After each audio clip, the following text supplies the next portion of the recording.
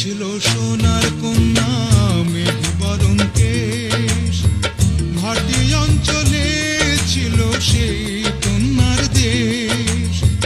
দুই চোখে তারাহারে কি মায়া, নদীর জলে পড়ল কন্যা